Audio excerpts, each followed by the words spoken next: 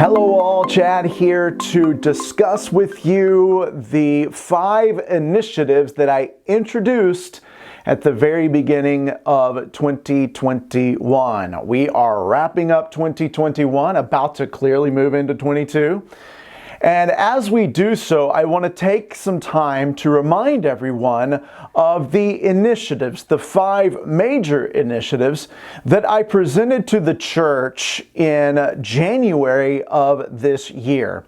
5 major initiatives that I would like to see accomplished within the first 3 years of my pastorate here at Cedar Heights. They're all fairly big initiatives, but nonetheless, every single one of them is doable. So, without further delay, let's jump right into it. First of all, the first thing that I emphasize and would like to remind you about is that we continue to strengthen our ministry groups.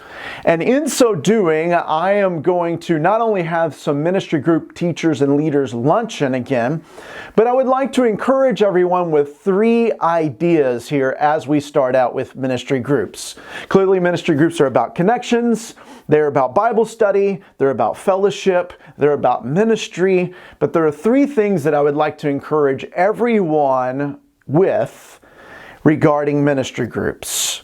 First, I would like to encourage everyone and remind everyone that it is important and helpful, I would say, to be on time. I know things happen, you burn the toast, kids are difficult to get ready, you're running behind, your alarm clock doesn't wake you up. I get it. There are many reasons that one may be a few minutes late or whatever. And if you are a few minutes late, clearly it's still better to come to ministry group rather than not.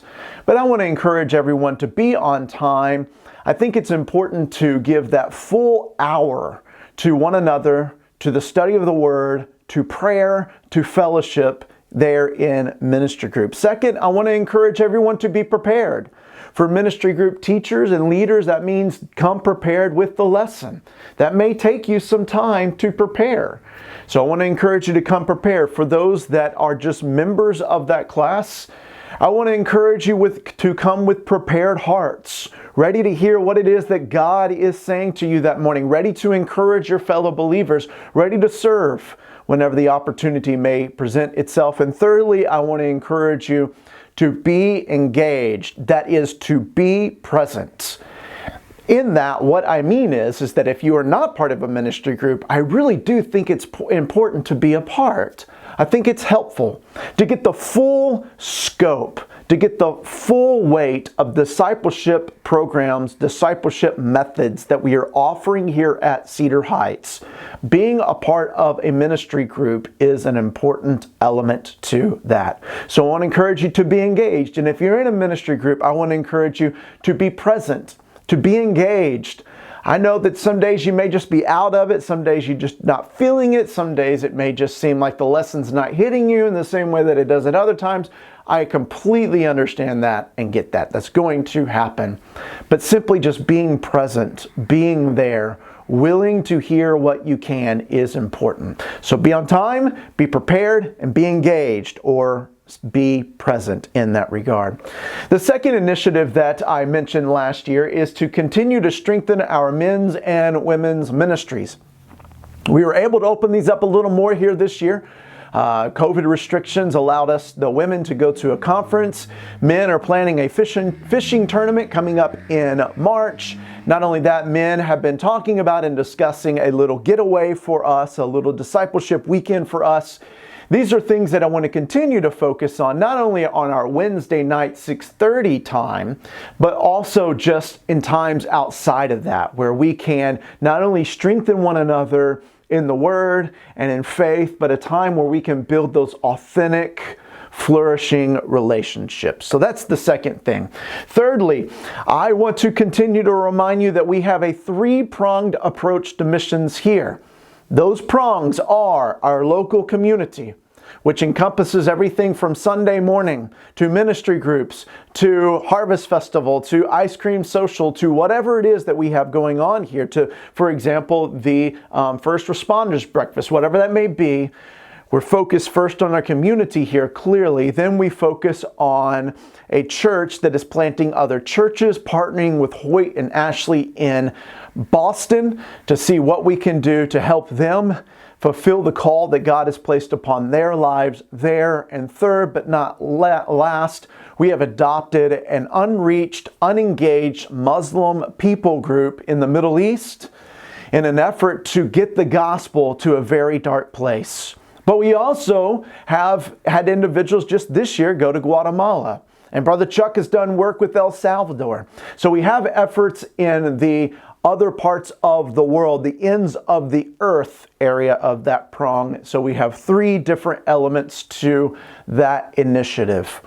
The fourth initiative is our church visibility and reach. That one's something very simple. As you know, this year we made shirts, and we need to get a few more shirts here for folks, but that means something like church t-shirts to wear whenever we do have a particular ministry function. That means something like our coffee mugs that we have. That you can get one of these, buy one of these. I believe they're $10. You can buy a shirt for, I believe, $12. These are ways just to advertise our church to individuals that never may come on this side of 40. So it's a way of just getting our name out there and maybe presenting an opportunity to someone to invite them to church. Who knows? Maybe it could even somehow be a bridge into a gospel conversation, which is something that I know you all would relish and thrive in. Okay, and our last initiative, and the biggest one, really maybe one of the most daunting ones, maybe I should say it like that, of all, is to develop a plan to pay off the educational building. We all love that building.